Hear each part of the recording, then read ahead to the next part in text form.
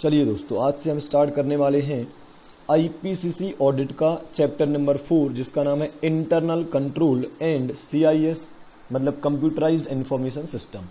मतलब इस चैप्टर में हम दो बातें पढ़ेंगे, इंटरनल कंट्रोल्स के रिगार्डिंग सारी बातें पढ़ेंगे और कंप्यूटराइज्ड इंफॉर्मेशन सिस्टम में ऑडिट कैसे होता है उस पर हम चर्चा करेंगे। ठीक बात है।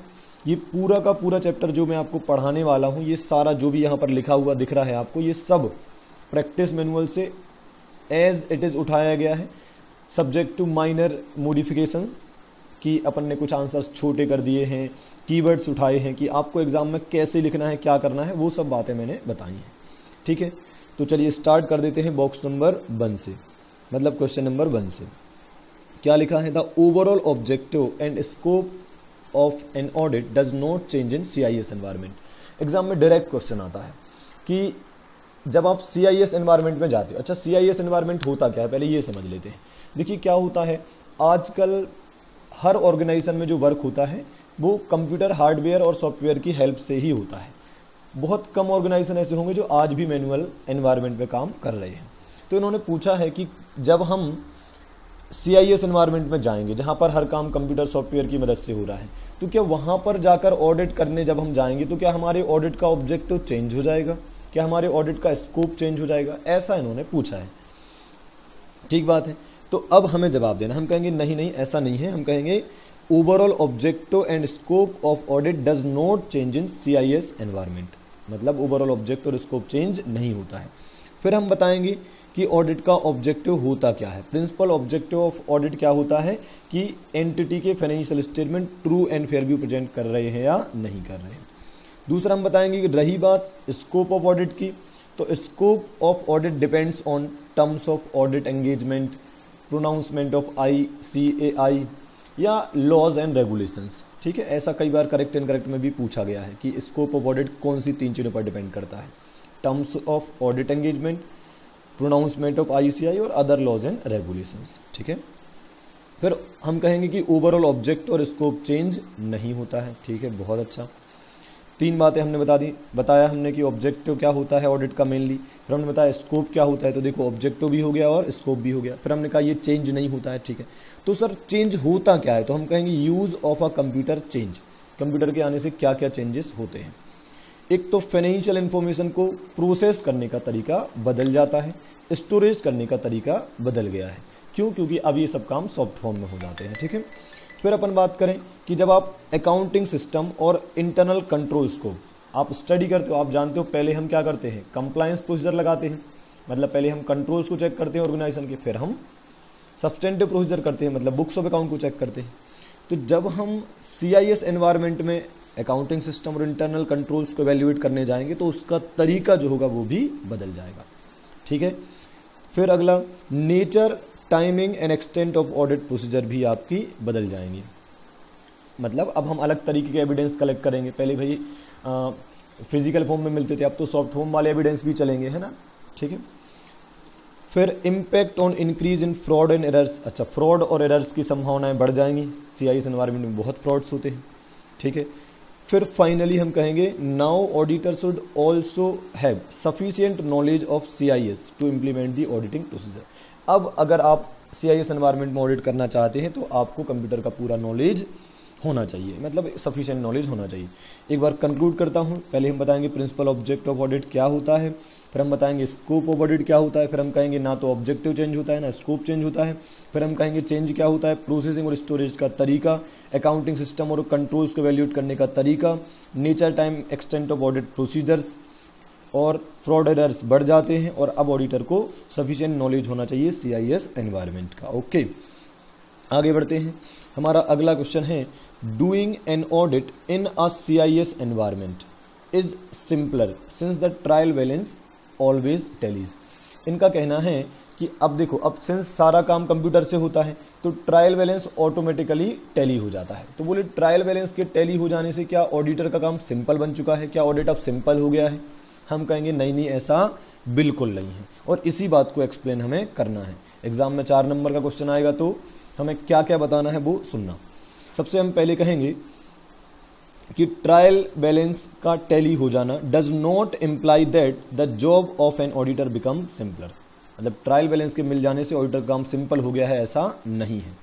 अभी भी कुछ अकाउंटिंग एरर्स हो सकती हैं, जैसे कि ओमिशन ऑफ सर्टेन एंट्री। अब कुछ एंट्री पास ही नहीं करी तो क्या कर लोगे, क्या कर लेगा ट्रायल बैलेंस का मैच होना। एंट्री पास नहीं करोगे तो भी तो ट्रायल बैलेंस मैच हो ही जाएगा ना। कंपेंसेटिंग एरर, एक एरर को दूसरी एरर ने कंपेंसेट कर दिया तो अब इसको ट्रायल बैलेंस कैसे पकड़ेगा, वो तो तब भी मैच हो ही जाएगा, है ना। तो अभी भी कुछ अकाउंटिंग एरर्स हो सकती हैं, like error of omission, compensating errors, है ना। अभी भी विंडो ड्रेसिंग हो सकती है, अभी भी हम सीक्रेट रिजर्व बना सकते हैं, मतलब अभी भी आप चीज़ों को छुपा सकते हो, अभी भी आप चीज़ों को बढ़ाकर दिखा सकते हो। इसमें ट्रायल बैलेंस का कोई हाथ नहीं है, वो तो केवल अमाउंट्स डेबिट और क्रेडिट को मैच करवा देता है, इसके अलावा वो कुछ भी नहीं करता है। फिर आज new forms of financial instrument picture में आ चुके हैं, जैसे कि ऑप्शंस, फ्यूचर्स, डेरिवेटिव्स वगैरह वगैरह। तो इनकी जो अकाउंटिंग होती है वो काफ़ी डिफिकल्ट होती है। तो अब आप बताइए, अच्छा अकाउंटिंग काफ़ी डिफिकल्ट होती है और उनकी डिस्क्लोजर रिक्वायरमेंट बहुत हैवी होती है, तो कहीं ना कहीं कॉम्प्लेक्सिटीज बढ़ जाती हैं। अब आप बताइए कि ट्रायल बैलेंस के मैच हो जाने से क्या हमें फाइनेंशियल इंस्ट्रूमेंट की अकाउंटिंग ईजी हो जाएगी, क्या हमें डिस्क्लोजर अपने आप हो जाएंगे, कुछ नहीं होगा, है ना। केवल ट्रायल बैलेंस मैच हुआ है, बाकी सब काम तो अभी भी हमें करना ही है। फिर अभी भी कुछ अदर इशूज हैं, जैसे कि provision for depreciation banana, inventory का वैल्यूएशन करना, ये सब काम तो अभी भी करने पड़ेंगे ना। वो तो आप करते हैं, जैसे वैल्यूएशन ऑफ इन्वेंट्री करना है, कॉस्ट और NRB which ever is lower. अभी ये ट्रायल बैलेंस का मिलना कहाँ से कर देगा, है ना। ठीक है, तो which still require judgement to be exercise by the auditor. अभी भी ऑडिटर को जजमेंट लगाने पड़ते हैं इन्वेंट्री के वैल्यूएशन में। फिर कहेंगे responsibility of expressing an audit opinion an objective of an audit. हम कहेंगे आज भी ओपिनियन देने की जो रिस्पॉन्सिबिलिटी होती थी ऑडिटर की, वो चेंज नहीं हुई है, भले ही CIS एनवायरमेंट आ गया है। ओके, तो अगर कंक्लूड करें तो हम क्या क्या बोलेंगे कि ऑडिटर का काम सिंपल नहीं बना है, ठीक बात है। दूसरा हम कहेंगे आज भी कुछ अकाउंटिंग एरर्स होती हैं, आज भी विंडो ड्रेसिंग पॉसिबल है, आज भी creation of secret reserve possible है। नए फाइनेंशियल इंस्ट्रूमेंट की आने की वजह से लाइक ऑप्शन, फ्यूचर, कॉम्प्लेक्सिटीज बढ़ चुकी हैं, तो उनको वो तो अभी भी रहेंगी, ट्रायल बैलेंस के मैच होने से कुछ नहीं होना। अदर इशूज भी हैं, जैसे कि प्रोविजन फॉर डेप्रिसिएशन या वैल्यूएशन ऑफ इन्वेंट्री, ये अभी भी हमें करना ही पड़ेगा। और ऑडिटर की रिस्पॉन्सिबिलिटी और ऑडिट का ऑब्जेक्टिव कुछ भी चेंज नहीं होता है CIS एनवायरमेंट में भी, ट्रायल बैलेंस के मिल जाने पर भी। ओके, आगे बढ़ते हैं और आगे चलते हैं हम अपने क्वेश्चन इस पर। थर्ड नंबर का क्वेश्चन क्या है हमारा, reliability of internal control system in CIS environment. देखिए, आप जब ऑडिट करने जाते हैं, एनवायरनमेंट कोई भी हो, पहले आप कंप्लायंस प्रोसीजर लगाते हैं, फिर आप सब्सटेंटिव प्रोसीजर लगाते हैं। मतलब पहले आप कंट्रोल्स को चेक करते हैं, फिर आप किताबों को चेक करते हैं। तो आप CIS एनवायरनमेंट में जब ऑडिट करने जाएंगे तब भी आप क्या करेंगे, पहले कंट्रोल्स को चेक करेंगे, ठीक बात है। और फिर जैसा भी कंट्रोल्स के वैल्यूएशन का रिजल्ट आएगा उसके अकॉर्डिंग हम अपनी सब्सटेंटिव प्रोसीजर डिसाइड करेंगे, ठीक है। तो अब सवाल ये है कि CIS एनवायरनमेंट में जब आप कंट्रोल्स को चेक करने जाओगे तो कब मान लोगे कि वो कंट्रोल्स रिलायबल है, कब मान लो कि कंट्रोल्स रिलायबल है, कौन कौन सी चीजें आपको कंट्रोल्स में दिखेंगी तो आप कहोगे कि कंट्रोल्स रिलायबल हैं, ठीक बात है। तो सुनिए, कितने पॉइंट दिखाई दे रहे हैं आपको, 6 पॉइंट है टोटल यहाँ पर। फर्स्ट पॉइंट क्या है, डेटा। अगर जो इनपुट डेटा होता है अगर वो ऑथोराइज है, करेक्ट होता है और कंप्लीट होता है, मतलब हम किसी ऑर्गेनाइजेशन में गए, हमने देखा कि यार यहाँ पर सिस्टम के अंदर जो भी इनपुट डेटा इंसर्ट किया जाता है वो ऑथोराइज भी होता है, करेक्ट भी होता है, कंप्लीट भी होता है, तो हम कहेंगे नहीं यार यहाँ का कंट्रोल बहुत बढ़िया है। फिर बात करते हैं एरर की। तो अगर मान लो आपने इनपुट डेटा इंसर्ट करा तो फिर प्रोसेसिंग होती है, तो प्रोसेसिंग में अगर एरर नहीं होती है तो हम कहेंगे कि यहाँ के कंट्रोल्स अच्छे हैं, और अगर एरर होती भी है और वो टाइमली डिटेक्ट हो जाती है और करेक्ट हो जाती है तो हम कहेंगे यहाँ के कंट्रोल्स अच्छे हैं। फिर इंटरप्शन की बात करो, मान लो कभी पावर फेलियर हो गया तो जो सिस्टम है वो रीस्टार्ट हो जाता है बिना कोई नुकसान पहुंचाए एंट्रीज और रिकॉर्ड को। मतलब कभी पावर फेलियर हो गया और तो सिस्टम रीस्टार्ट जब होगा तो वो कोई भी नुकसान ना पहुंचाए हमारे रिकॉर्ड्स या डेटा को, ठीक है। ये दोनों पॉइंट कहीं ना कहीं किसको बताते हैं, प्रोसेसिंग को, है ना। प्रोसेसिंग में एरर होती है तो जल्दी पता चल जाती है, और अगर कुछ इंटरप्शन होता है तो उससे कोई नुकसान नहीं होता है रिकॉर्ड्स को। फिर आउटपुट जो मिलता है वो कैसा होता है, एक्यूरेट होता है और कंप्लीट मिल जाता है। अगर ऐसा हो रहा है तो मतलब यहाँ के कंट्रोल्स बहुत अच्छे हैं। फिर जो प्रोग्राम है उसमें कोई अनऑथराइज अमेंडमेंट नहीं किया जाता है, किसी ने भी प्रोग्राम ही बदल डाला, ऐसा कुछ नहीं होता है, तो हम मानेंगे कि यहाँ के कंट्रोल्स अच्छे हैं, मतलब इन्होंने प्रोग्राम्स को सिक्योरिटी प्रोवाइड कर रखी है। और जो एप्लीकेशन सॉफ्टवेयर हैं या डेटा फाइल्स हैं वो उनमें कोई फ्रॉड ना हो, उनसे रिलेटेड कोई फ्रॉड ना हो, इसके लिए हमने सिक्योरिटी के मेजर्स लगा रखे हैं। इसको याद करने का एक तरीका है, वो ये है कि हम इसको ऐसे बोल सकते हैं, पहले इनपुट डेटा होता है, इनपुट डेटा सही होना चाहिए। इनपुट डेटा अगर सही वाला इंसर्ट होगा तो कंट्रोल्स अच्छे होंगे, है ना। मतलब कंट्रोल्स अच्छे होंगे ऐसा हम कब मानेंगे, जब इनपुट डेटा आपके यहाँ सही वाला इंसर्ट होता है। फिर प्रोसेसिंग में अगर कोई एरर होती है तो वो टाइमली डिटेक्ट करेक्ट हो जाती है। अगर कुछ इंटरप्शन होता है, पावर फेलियर वगैरह वगैरह, तो कंप्यूटर रीस्टार्ट हो जाता है बिना कोई नुकसान पहुंचाए किसको, डेटा या रिकॉर्ड्स को। फिर जो आउटपुट होता है वो भी कंप्लीट और एक्यूरेट होता है, ठीक है। और अब देखना, ये जो पूरी प्रोसेस है, इनपुट प्रोसेस और आउटपुट वाला का जो पूरा सिस्टम है, जो रेड बॉक्स के अंदर आपको दिखाई दे रहा है ना, तो ये कहीं ना कहीं चल रहा है किसी ना किसी प्रोग्राम की मदद से। तो वो प्रोग्राम के लिए प्रॉपर सिक्योरिटी दी है कि नहीं दी है आपने, उसमें कुछ अनऑथराइज्ड अमेंडमेंट तो नहीं होते हैं। और प्रोग्राम किसके अंदर होता है, एप्लीकेशन सॉफ्टवेयर के अंदर होता है, तो वो सॉफ्टवेयर के लिए उसमें कोई फ्रॉड वगैरह तो नहीं होता, उसके लिए हमने प्रॉपर सेफ्टी मेजर्स लगाए हैं कि नहीं लगाए हैं, ठीक है। तो आप थोड़ा सा ऐसा रख सकते हो दिमाग में कि एप्लीकेशन सॉफ्टवेयर में प्रोग्राम होता है और उस प्रोग्राम में इनपुट प्रोसेस और आउटपुट होता है, इसके हिसाब से। वैसे भी अब 4 नंबर का तो क्वेश्चन आता है, तो आप आराम से याद रख सकते हैं, ठीक बात है, ओके। अब बढ़ते हैं हम आगे, और हमारा अगला क्वेश्चन क्या है, why are CAT required in CIS environment. ये कैट क्या होता है भाई, पहले तो ये समझ लेते हैं। Computer assisted audit techniques, computer assisted audit techniques, ठीक है।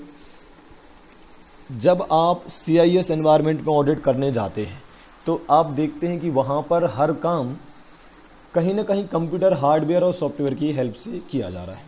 तो ऐसे केस में जब आप ऑडिट करेंगे तो आपको भी कंप्यूटर हार्डवेयर और सॉफ्टवेयर की जरूरत पड़ेगी। तो जब भी आप ऑडिट में कंप्यूटर हार्डवेयर सॉफ्टवेयर से जुड़ी किसी भी टेक्निक का ऑडिट करने में यूज करेंगे तो उसे हम कहेंगे कैट।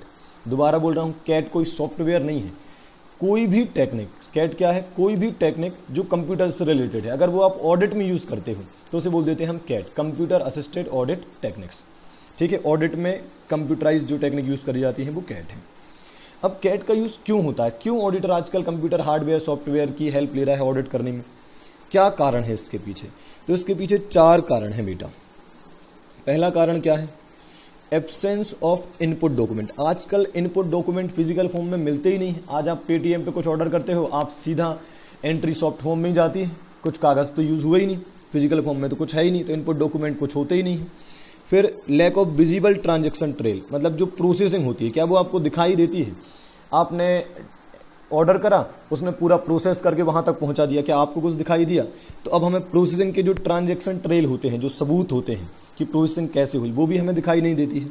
फिर लैक ऑफ विजिबल आउटपुट, हमें आउटपुट भी नजर नहीं आता है, क्योंकि आउटपुट भी आजकल कोई प्रिंट नहीं निकालता है, सब उसी के अंदर चलता रहता है।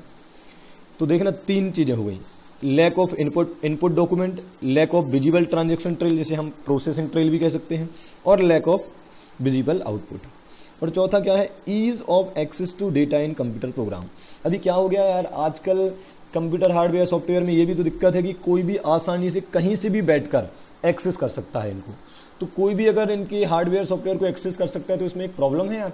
ऐसे तो कोई भी दूर बैठे बैठे हमारे क्लाइंट की जो सॉफ्टवेयर हार्डवेयर है उनमें चेंज कर देगा, तो फिर ये तो डर हमेशा है। तो इसीलिए हमने क्या बोला कि ऐसे केस में हम क्या करेंगे, कैट का उपयोग करेंगे उनके प्रोग्राम्स और हार्डवेयर सॉफ्टवेयर जो भी है उन सबको चेक करने के लिए। तो बताओ कैट का यूज क्यों करते हैं? 4 कारण है। क्योंकि आजकल इनपुट डॉक्यूमेंट नहीं मिलते हैं, क्योंकि आजकल ट्रांजैक्शन ट्रेल नहीं मिलते, क्योंकि आजकल आउटपुट भी नहीं मिलता है, क्योंकि आजकल डेटा कंप्यूटर को कोई भी इजीली एक्सेस कर लेता है, तो कहीं उसमें कुछ चेंज तो नहीं कर दिया। ये चेक करने के लिए ऑडिटर क्या करता है, अपने कैट का यूज करता है ना। ओके, इससे होता क्या है, कैट का यूज करने से क्या फायदा होगा? ऑडिट की इफेक्टिवनेस बढ़ जाएगी, टाइम कम लगेगा, जल्दी से जल्दी हम कैट की मदद से उनका ऑडिट कर पाएंगे। भाई एक एक ट्रांजैक्शन चेक करते, इससे अच्छा क्या करो, अपने सॉफ्टवेयर से उनका सॉफ्टवेयर चेक कर लो, सॉफ्टवेयर सही हुआ तो उनके सारे ट्रांजैक्शन भी सही प्रोसेस हुए होंगे। और फाइनली इफेक्टिव टेस्ट चेकिंग हो जाएगी और एग्जामिनेशन डेप्थ हो जाएगा। क्यों सर? क्योंकि जो कंप्यूटर होता है वो आपको सैंपलिंग करने में मदद करता है। सैंपलिंग करने से अच्छे लेवल के सैंपल मिल जाते हैं तो हम इफेक्टिव टेस्ट चेकिंग कर पाते हैं। तो ऑडिट की इफेक्टिवनेस बढ़ जाती है, टाइम बच जाता है और हम टेस्ट चेकिंग अच्छे से कर पाते हैं। चलिए आज का हमारा अंतिम क्वेश्चन, और वो क्या है, जनरल CIS कंट्रोल्स और एप्लीकेशन कंट्रोल्स। तो पहले तो दिमाग में ये बिठाइए कि जो इंटरनल कंट्रोल्स होते हैं, जो इंटरनल कंट्रोल होते हैं कहां पर, CIS एनवायरनमेंट में वो होते हैं दो टाइप के। कितने टाइप के? दो टाइप के। एक होते हैं जनरल और दूसरे होते हैं एप्लीकेशन। दो टाइप के कंट्रोल होते हैं, जनरल कंट्रोल्स और एप्लीकेशन कंट्रोल। जनरल कंट्रोल में कितने कंट्रोल हैं? 6। ABCD operating system, ABCD operating system हम ऐसा याद रखेंगे। जनरल कंट्रोल कितने हैं? 6 ABCD ऑपरेटिंग सिस्टम। और एप्लीकेशन कंट्रोल बड़े आसान है, इनपुट कंट्रोल, प्रोसेस कंट्रोल और आउटपुट कंट्रोल। ये कोई भूलता ही नहीं है, क्योंकि पहले इनपुट होता है, फिर उसका प्रोसेसिंग होता है, फिर आउटपुट। तो ऐसा करके हमें ध्यान में रखना है। अभी एक बार जनरल स्टडी हम कर लेते हैं इस पर। सबसे पहले हम बात कर लेते हैं गाय पर application system development and maintenance control. Application system development and maintenance control, ये हो गया आपका ए से, ठीक है। बी से क्या है? Off site backup of data in computer program. C से क्या है? Computer operation controls. डी से क्या है? Data entry and program controls. O से क्या है? Organisational and management control. और एस से क्या है? System software controls. ठीक है, तो इन 6 को हमें थोड़ा सा समझना है कि हम एग्जाम में इनके बारे में क्या लिखेंगे, डिटेल में क्या लिखेंगे। तो समझ लेते हैं। आप आ जाइए यहाँ पर। सबसे पहले बात कर लेते हैं application system development and maintenance control. Application system development, जब आप अपने यहाँ के एप्लीकेशन सिस्टम को डेवलप कराते हैं, ठीक है, आपके यहाँ कोई नई एप्लीकेशन आती है तो या उसको डेवलप कराते हैं, बनवाते हैं आप, तो तब क्या कंट्रोल होना चाहिए? हम कहेंगे मतलब ये कौन से कंट्रोल हैं जिनके अंदर हम क्या करेंगे? कंट्रोल चेक करेंगे, controls over testing and implementation of new system. कोई नया सिस्टम आया तो उसकी टेस्टिंग करो, उसके इम्प्लीमेंटेशन को चेक करना। इन पर कंट्रोल जब हम लगाते हैं तो उसे कहते हैं application system development and maintenance control. जब आपके यहाँ सिस्टम डेवलप हो रहा है तो उसकी टेस्टिंग करना है, उसके इम्प्लीमेंटेशन पर कंट्रोल रखना है। और चेंजेस टू एप्लीकेशन सिस्टम, ऐसा ना हो कि हमारे यहाँ के एप्लीकेशन सिस्टम को कोई भी चेंजेस कर जाए। जब भी कोई चेंज करेगा तो वो ऑथराइज पर्सन ही होगा, ऐसा हम कहेंगे। तो पहला हो गया application system development and maintenance control. B से बैकअप कंट्रोल, मतलब आपको डेटा और प्रोग्राम का ऑफ साइट बैकअप मेंटेन करके चलना है, ताकि कभी कुछ प्रॉब्लम हो जाए तो अपने पास बैकअप तो रहेगा। सी से क्या है? Computer operation controls. Computer operation control, इसमें हम क्या बताएंगे? दो बातें बताएंगे कि जो सिस्टम है वो यूज होता है ऑथराइज पर्पस के लिए और ऑथराइज पर्सन के द्वारा। ठीक है, जो सिस्टम यूज होता है, सिस्टम ऑपरेशन कंट्रोल नाम है ना, तो हम क्या कहेंगे? मतलब कंप्यूटर ऑपरेशन कंट्रोल, तो हम क्या कहेंगे कि जो सिस्टम यूज होता है वो ऑथराइज पर्पस के लिए ही होता है और ऑथराइज पर्सन के द्वारा ही यूज होता है। ठीक है, फिर डी से क्या था? Data entry and program controls. इसमें हम क्या कहेंगे कि जो भी इनपुट डेटा इंसर्ट करा जाता है सिस्टम के अंदर वो ऑथराइज होना चाहिए, इसके लिए कंट्रोल लगाने हैं।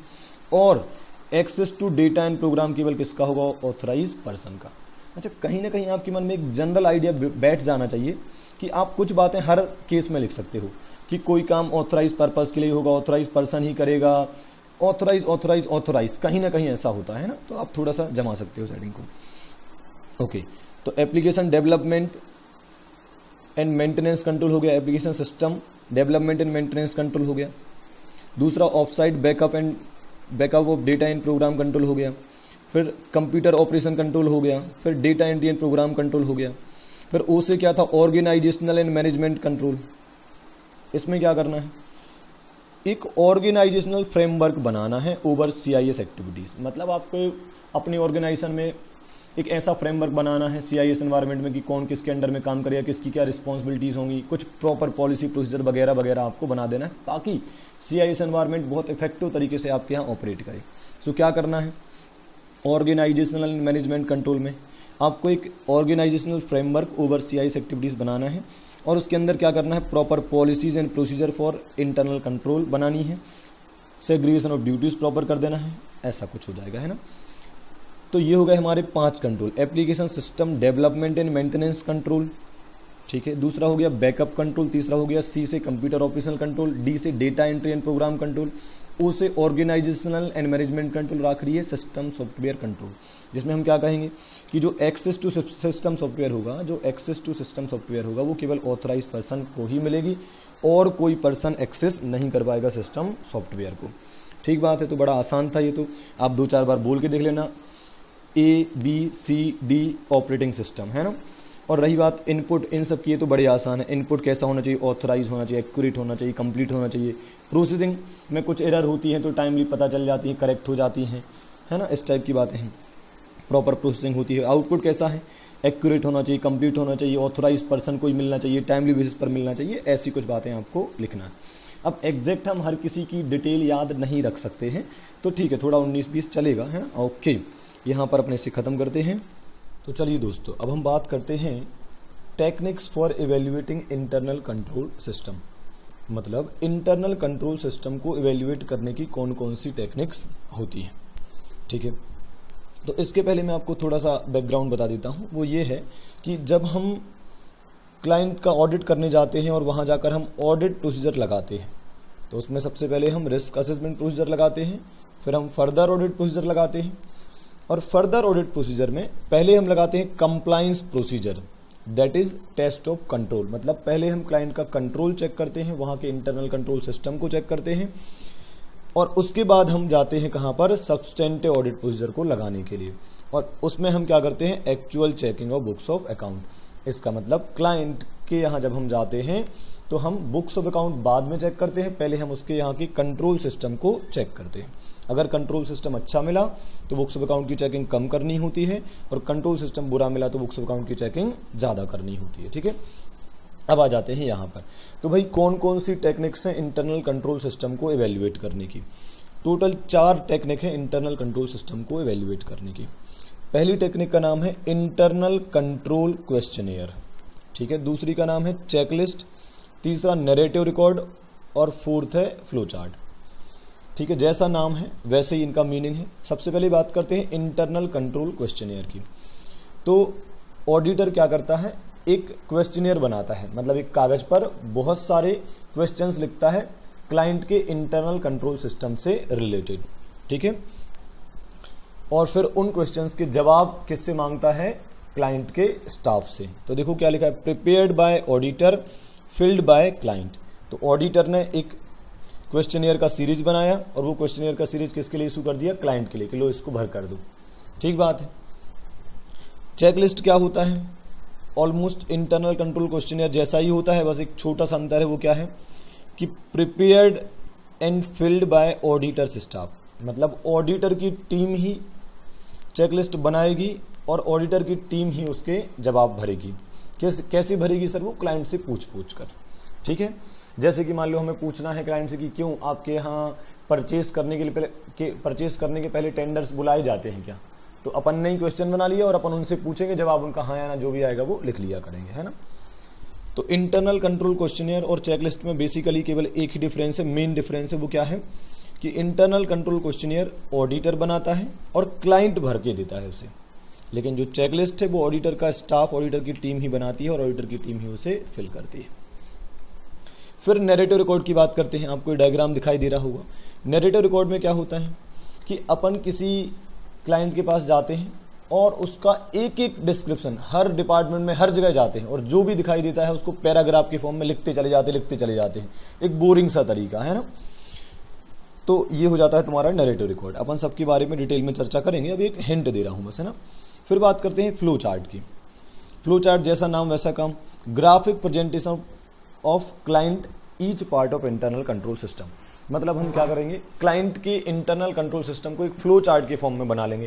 पहले क्या होता है, फिर क्या होता है, फिर क्या होता है ना, ऐसा कुछ। तो इजीली अंडरस्टैंडेबल हो जाता है इंटरनल कंट्रोल सिस्टम, है ना। ओके, अब शुरू करते हैं 1 बाय 1 इन डिटेल। सबसे पहले बात करते हैं इंटरनल कंट्रोल क्वेश्चनियर की। तो एक डायग्राम बना है, आप इसको समझिए। अपन क्या करेंगे, अपन ने ऐसा कुछ एक कागज उठाया, उस पर क्या करा, सीरियल नंबर लिख लिया, फिर क्वेश्चंस लिख लिए। तो 1 2 3 4 5 ऐसे करके बनाया, फिर उसमें लिख लिए क्वेश्चंस, है ना, कि हम क्या क्या क्वेश्चन हमें क्लाइंट से पूछना है। फिर उसके आंसर्स किस तरीके से होंगे, इधर यस और नो और नॉट एप्लीकेबल, ठीक है। तो जैसे हमने पहला क्वेश्चन लिखा कि are tenders invited before purchase या परचेसिंग दी मटेरियल, है ना। तो आंसर क्या होगा, या तो यस होगा या नो होगा या फिर नॉट एप्लीकेबल होगा, है ना। फिर अगर उनका जवाब नो होता है तो वो एक्सप्लेनेशन भी देते हैं, है ना। कई बार एक्सप्लेनेशन भी होता है कि हमारे यहाँ ऐसा क्यों नहीं होता है, इस टाइप की कुछ बातें, है ना। ओके, तो अपन सिंपल बोल सकते हैं कि क्वेश्चनियर क्या होता है, यह एक सीरीज ऑफ क्वेश्चंस होता है related to internal control system. दूसरा, इसके अंदर जो आंसर करना होता है उसके 3 तरीके होते हैं। यस में करिए, नो में करिए या फिर नॉट एप्लीकेबल में करिए। अगर जवाब आता है यस में तो ये सेटिस्फैक्टरी पोजीशन को बताता है, अगर जवाब आता है नो में तो ये डिससेटिस्फैक्टरी पोजीशन को बताता है, और नॉट एप्लीकेबल तब हमें जवाब देना होता है जब क्वेश्चन हमारे लिए रेलिवेंट ही ना हो। फिर बात करते हैं एक्सप्लेनेशन की, तो वहां पर आपको क्या करना है, अगर आपका जवाब नो होता है तो उसके केस में क्लाइंट को एक्सप्लेनेशन भी देना होता है। चलो ये क्वेश्चनियर हमने दिया था क्लाइंट को, क्लाइंट ने भर दिया उसे, क्लाइंट के स्टाफ ने उसे फिल कर दिया, अब उसको हमने उनसे वापस ले लिया। अब क्या करेंगे, जो भी इनकंसिस्टेंसीज मिलेंगी, जो भी हमें कमियां मिलेंगी, उनको हम डिस्कस करेंगे क्लाइंट से। जहां जहां क्लाइंट ने नो आंसर दिया होगा मुझसे डिस्कस करेंगे क्यों ऐसा क्यों हम ऐसा क्यों। और फिर उन सब डिस्कशन के बाद क्या करेगा ऑडिटर, एक रिपोर्ट बनाएगा काहे की ऑफ डेफिशिएंसीज, ठीक है, जिसमें कमियां लिखेंगे इंटरनल कंट्रोल की, और प्लस उसमें यह भी लिखेंगे कि कैसे इन्हें इंप्रूव करना है, तो रिकमेंडेशन फॉर इंप्रूवमेंट। ठीक बात है। अब बात करते हैं कि हमें क्या बेनिफिट होगा इंटरनल कंट्रोल क्वेश्चनियर बनाने का। तो इसके मेनली दो बेनिफिट हैं। आप अगर ढंग से इंटरनल कंट्रोल सिस्टम को बनाते हो तो all evaluation of internal control system can be done at one time. आप एक ही बार में क्लाइंट के पूरे इंटरनल कंट्रोल सिस्टम को इवेल्युएट कर लेंगे। और फायदा क्या है, chances of omission of internal control review procedure are less. मतलब आपके हाथ से कुछ भी चीज छूटेगी नहीं, हर चीज आप चेक कर ही लेंगे, क्योंकि आपने सोच समझकर पहले ही क्या कर लिया है, एक प्रॉपर क्वेश्चनियर बना लिया है क्लाइंट के इंटरनल कंट्रोल सिस्टम से रिलेटेड। ओके, तो ये था हमारा इंटरनल कंट्रोल क्वेश्चनियर। अब जब आप रीडिंग करेंगे नोट्स की, जैसे कि ये रहे आपके नोट्स, कहाँ है इंटरनल कंट्रोल क्वेश्चनियर, ये रहा, तो आप इसको पढ़ेंगे तो आपको आसानी से समझ में आ जाएगा। Like comprehensive series of questions, most widely used form, सब बहुत ज्यादा यूज होता है इसका। यस सेटिस्फैक्टरी पोजीशन को बताता है, नो काय को बताता है, नो वीकनेसेस को बताता है।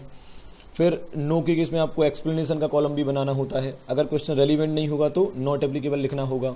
ठीक है, फिर भरता कौन है, क्लाइंट का स्टाफ भरता है। फिर इनकंसिस्टेंसीज अगर कुछ मिलती हैं तो क्लाइंट से डिस्कस की जाती हैं।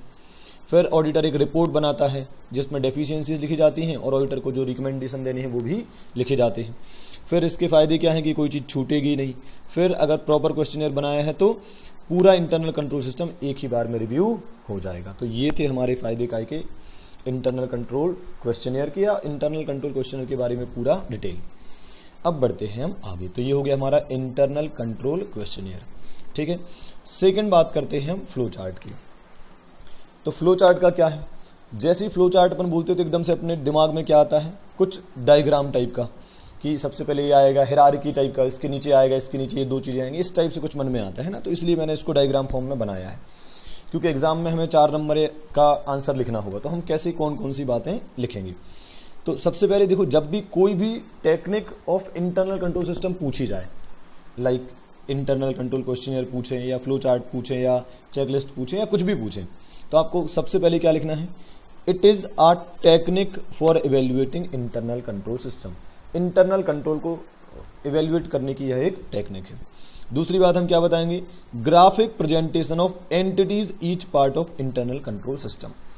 इंटरनल कंट्रोल सिस्टम जो क्लाइंट का है उसका ग्राफिक जो प्रेजेंटेशन होता है उसे हम क्या बोलते हैं, फ्लो चार्ट बोलते हैं।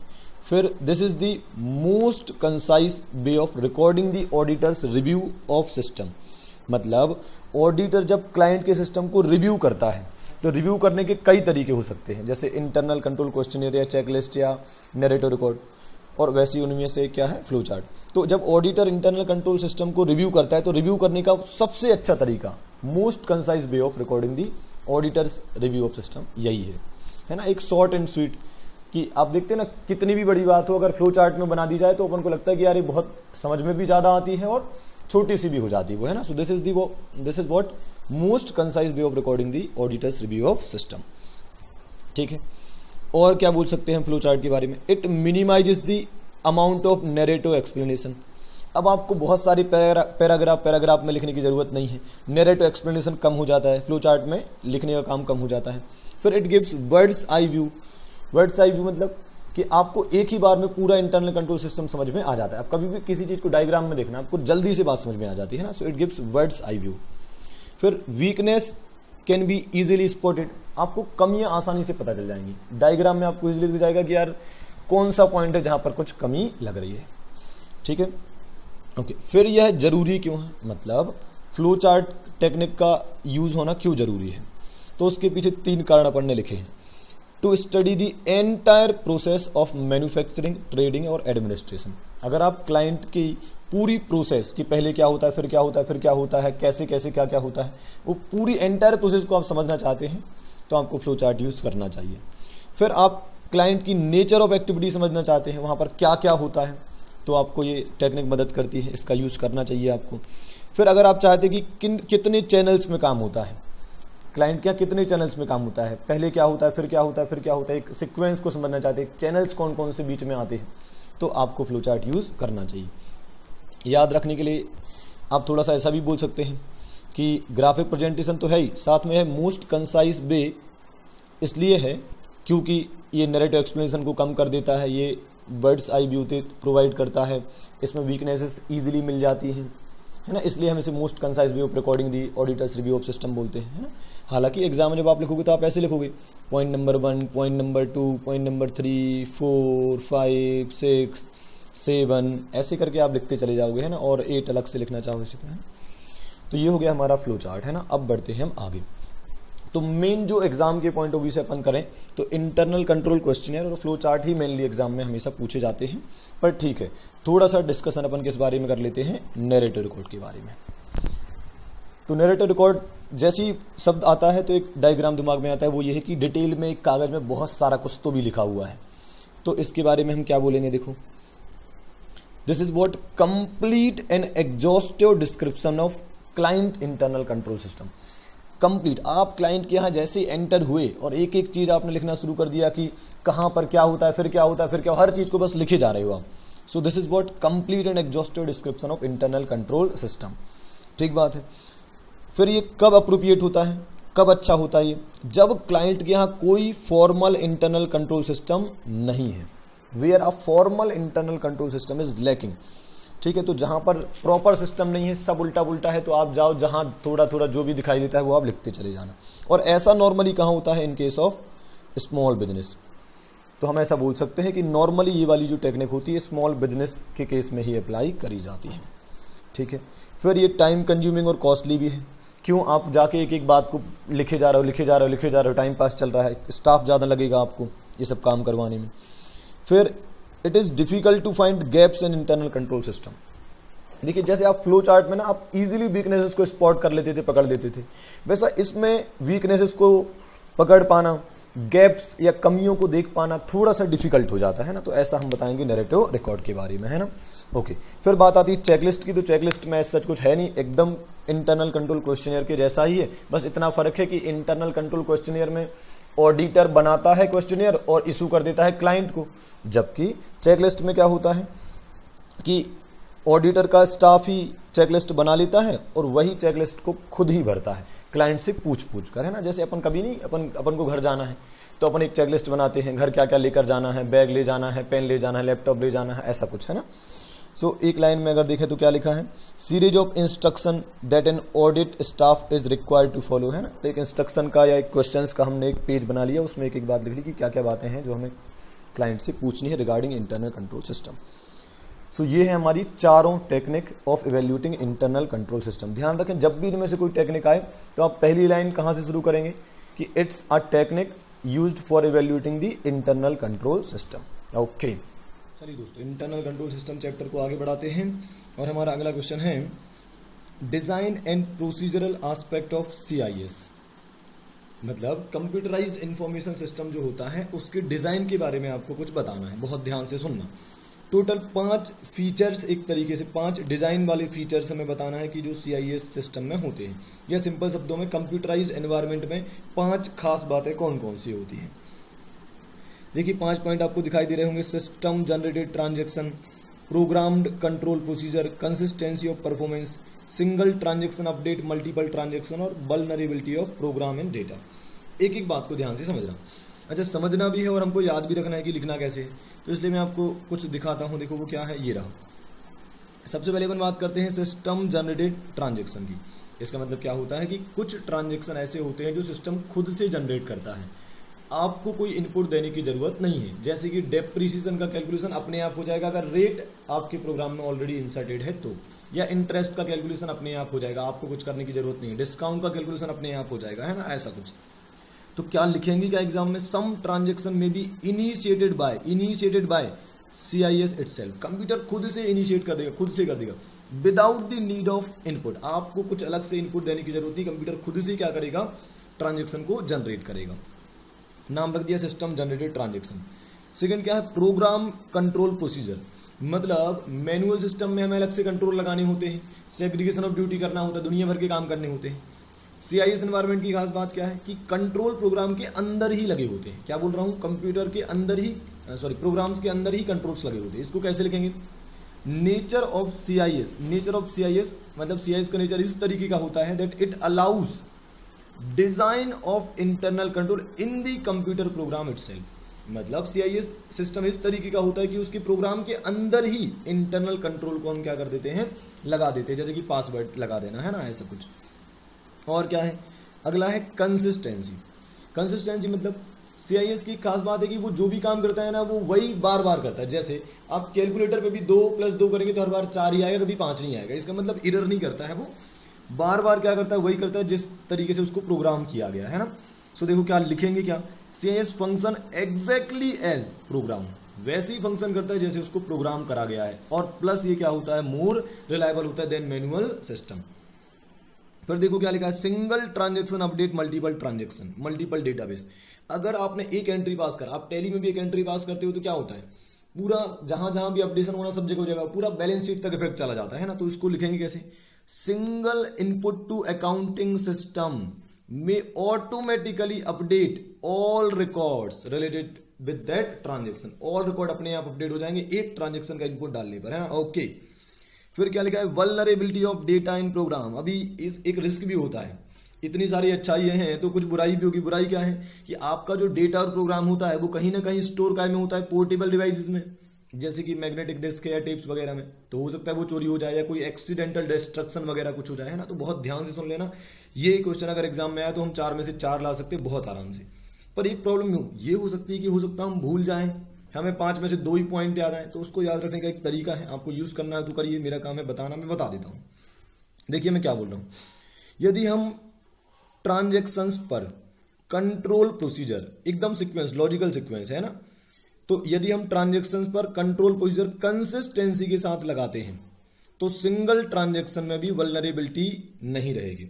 सिंपल सी बात है यार, अगर आप ट्रांजेक्शन पे कंट्रोल कंसिस्टेंसी के साथ लगातार लगाते रहोगे तो एक सिंगल ट्रांजेक्शन में भी कोई वल्नरेबिलिटी नहीं होगी।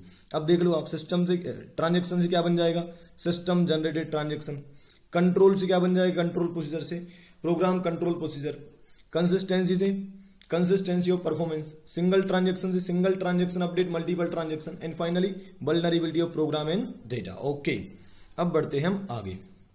हमारा अगला क्वेश्चन है एप्लीकेबिलिटी ऑफ इंटरनल ऑडिट, मतलब किन पर इंटरनल ऑडिट अप्लाई होता है, किन पर नहीं होता है। क्या सारी कंपनीज पर इंटरनल ऑडिट अप्लाई होता है, मतलब क्या सारी कंपनीज को इंटरनल ऑडिट करवाना पड़ेगा, जवाब है नहीं। तो एक बार चर्चा कर लेते हैं कि किस किस को करवाना है। देख लीजिए, इसको भी अपन डायग्राम से पढ़ लेते हैं, बहुत सिंपल है। इंटरनल ऑडिट की एप्लीकेबिलिटी की बात करें तो पहले हम बात कर लेते हैं कि कंपनी कितने टाइप की होती है। पहला होता है पब्लिक कंपनी, दूसरा होता है प्राइवेट कंपनी। पब्लिक कंपनी और प्राइवेट कंपनी। पब्लिक कंपनी में जो लिस्टेड कंपनी होंगी उन पर तो बिना किसी कंडीशन के उन्हें क्या करना है, इंटरनल ऑडिट करवाना ही पड़ेगा। क्लियर है ये बात, ओके।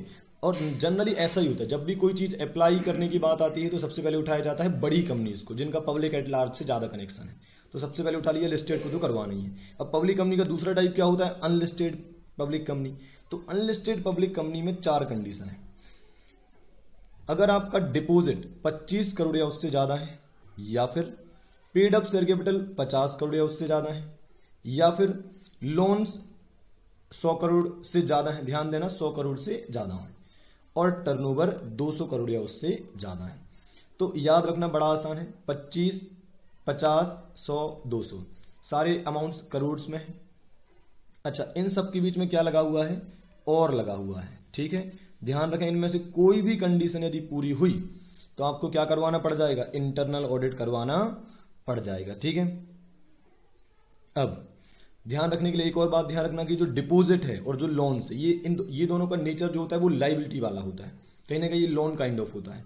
तो इनमें एनी टाइम है, मतलब डिपॉजिट आपके प्रीवियस ईयर में कभी भी 25 करोड़ या उससे ऊपर गया होगा तो आपको इंटरनल ऑडिट करवाना पड़ जाएगा, या फिर आपका लोन प्रीवियस मतलब जो भी आपका ईयर खत्म हुआ है उसमें कभी भी, भाई जिस ईयर में आप इंटरनल ऑडिट की एप्लीकेबिलिटी की बात कर रहे हो उसी की बात कर रहा हूं मैं, अगर डिपॉजिट कभी भी 25 करोड़ या उससे ज्यादा गया तो आपको इंटरनल ऑडिट करवाना पड़ेगा।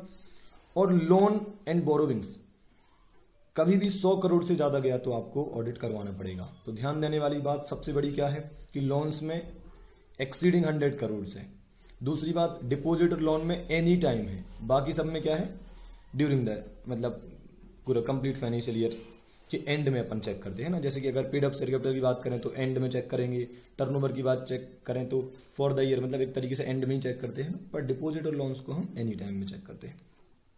प्राइवेट कंपनी में बस लास्ट वाली 2 बड़ी कंडीशन चेक करनी है आपको, लोन 100 करोड़ से ज्यादा कभी भी हुआ है ईयर के अंदर तो आपको इंटरनल ऑडिट करवाना पड़ेगा, और टर्नओवर पूरे साल का 200 करोड़ या उससे ज्यादा है तो आपको इंटरनल ऑडिट करवाना पड़ेगा, है ना। अच्छा, एक और बात लोन में ध्यान रखना, यहां पर होता है bank and public financial institution, है ना। लोन केवल किससे लिया होना चाहिए, bank and public financial institution, इसके अलावा किसी और का लोन हुआ तो हम उसको कंसिडर नहीं करेंगे, ठीक बात है। अच्छा, इंटरनल ऑडिट से जुड़ी और क्या क्वेश्चन आपसे एग्जाम में पूछे जा सकते हैं वो बता देता हूं। जो इंटरनल ऑडिटर का अपॉइंटमेंट है वो बोर्ड ऑफ डायरेक्टर्स करते हैं, प्लस इंटरनल ऑडिटर आपका एम्प्लॉय भी हो सकता है, अदर देन एम्प्लॉय भी हो सकता है, सीए भी हो सकता है, और कोई अदर प्रोफेशनल भी हो सकता है, ठीक बात है। तो कोई एज सच बहुत भारी नियम कानून नहीं है ना। ओके, और आगे बढ़ते हैं और हमारा अगला क्वेश्चन है examination in depth. Examination in depth क्या मतलब होता है सुन लीजिए, बहुत आसान है, जैसा नाम वैसा काम। It means a detailed step by step examination of selected transaction tracing all the event from beginning to end of that transaction. देखो इस पर कई बार करेक्ट इनकरेक्ट का क्वेश्चन बना हुआ है, ध्यान से सुनना है ना। क्या करना है आपको, आपके पास मान लो 50,000 ट्रांजेक्शन है, तो इनका कहना है कि 50,000 ट्रांजेक्शन को सारी के सारी चेक मत करो, बजाय उसके 50,000 में से 5,000 10,000 ट्रांजेक्शन सेलेक्ट कर लो और उन सेलेक्टेड ट्रांजेक्शन को in depth step by step check करो, है ना। तो पूरी चेकिंग थोड़ा थोड़ा करने से अच्छा है कि सेलेक्ट कर लो कुछ और उसको ढंग से चेक करो, है ना। तो क्या लिखा है, it means a detailed step by step examination of selected transaction, इस पर क्वेश्चन बना था, of selected transaction not all the transaction, tracing all the event from the beginning to end, और फिर उन सिलेक्टेड ट्रांजेक्शन को शुरुआत से लेकर एंड तक एकदम ढंग से चेक करने का, है ना। फिर क्या लिखा है, auditor checks all the accounting and operational aspect of a transaction from beginning to the and.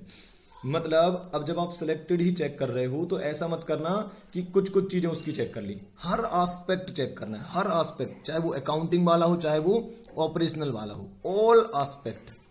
Auditor check all aspect, accounting हो या ऑपरेशन एस्पेक्ट हो, ठीक है, और वो भी बिगिनिंग से एंड तक। ओके, इससे फायदा क्या होगा, मतलब इतना एग्जामिनेशन डेप्थ करने से फायदा क्या होगा, this enables him to gain a complete understanding of the nature of transaction, stages involve in its processing and the controls at each stage. अगर आपने किसी ट्रांजेक्शन को बिगिनिंग से एंड तक ढंग से चेक करा है तो आपको कंप्लीट अंडरस्टैंडिंग मिल जाएगा कि कौन कौन सी स्टेजेस में ये ट्रांजेक्शन कंप्लीट होता है, कौन कौन से नेचर ऑफ ट्रांजेक्शन है, कौन कौन से स्टेज पर क्या क्या कंट्रोल्स लगे, एकदम बढ़िया अंडरस्टैंडिंग आपको आ जाएगा।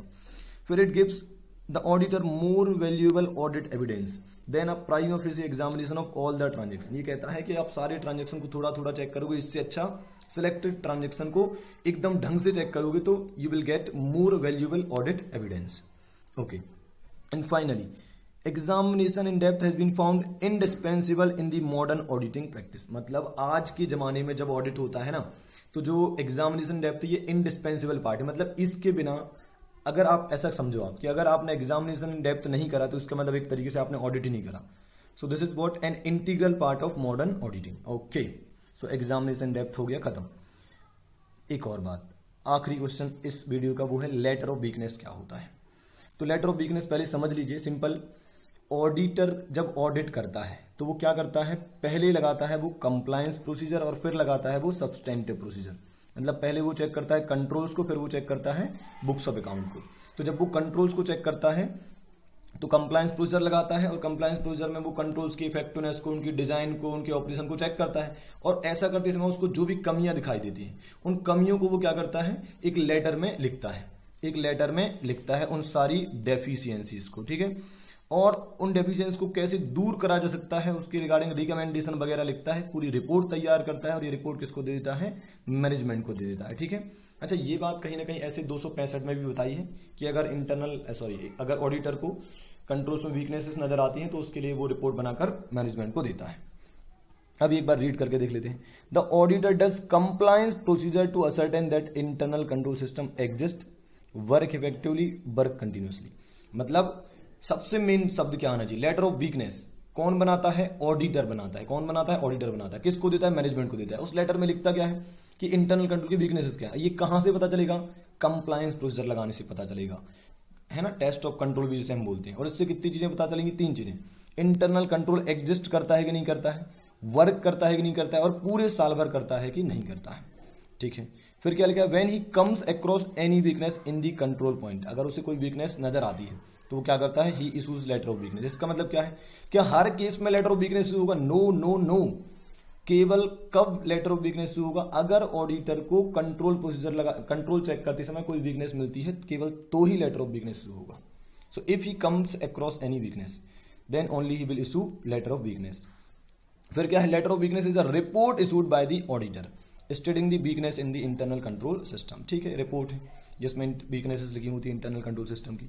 फिर इसके अंदर और क्या होता है, it also suggest measure by which the weaknesses in the system can be corrected. अच्छा, ऑडिटर कभी भी केवल कमियां नहीं बताता, साथ में रिकमेंडेशन भी देता है ना, रिकमेंडेटरी मेजर बताता है कैसे इनको ठीक कर सकते हैं कमियों को, है ना।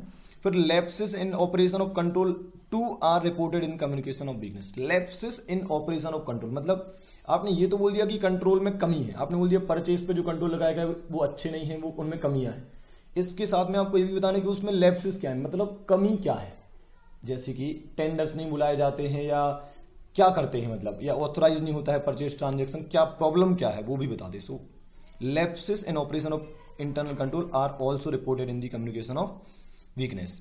और फाइनली आखिरी point, the auditor report such weakness in design and operation of internal control as have come to notice of auditor during his auditing। सबसे मेन बात यह है कि ऑडिटर केवल वही वीकनेस, केवल सच वीकनेस जो उसको मिली है। इसका मतलब क्या, मैनेजमेंट ऐसा कह सकता है ऑडिटर से कि आपने तो हमारे यहाँ तो 100 कमियां थी, आपने तो केवल 60 ही बताई। ऑडिटर कहेगा भाई साहब ऐसा है कि ऑडिट करते समय हमें जो कमियां मिलेंगी, हमारा काम है केवल वो कमियां बताना। हम यहाँ केवल इंटरनल कंट्रोल चेक करने नहीं आए, हम तो ऑडिट करने आए थे अपनी बुक्स ऑफ अकाउंट का। वो तो हमने अपने पर्पस के लिए इंटरनल कंट्रोल को चेक करा था, तो हमें जो कमियां मिली वो हमने बता दी। हर कमी हम बताएंगे ये उम्मीद मत करना। सो ये था हमारा लेटर ऑफ वीकनेस। ओके दोस्तों, चैप्टर 4 को कंटिन्यू करते हैं। और इस वीडियो में हम जो पढ़ने वाले हैं वो बेहद इंपॉर्टेंट है। इंपॉर्टेंट इसलिए है क्योंकि जो भी हम पढ़ने वाले हैं कहीं ना कहीं वो ऐसा कंटेंट है जो आप भूल सकते हैं ना, इसलिए मैं पहले से ही इस पूरे कंटेंट पर आर बना रहा हूं। आर मतलब रिवाइज करना है, आपको 2 से 3 बार लिखकर भी देखना है और रिवाइज भी करना है, क्योंकि कंटेंट ऐसा है कि आपको सुनने में आसान लगेगा लेकिन याद रखना कठिन होगा और एग्जाम में मार्क्स मिलते हैं लिखने के, है ना। हालांकि अच्छी बात है कि अपन बहुत सारा पढ़ेंगे और आपको केवल 4 मार्क्स ही लिखना है।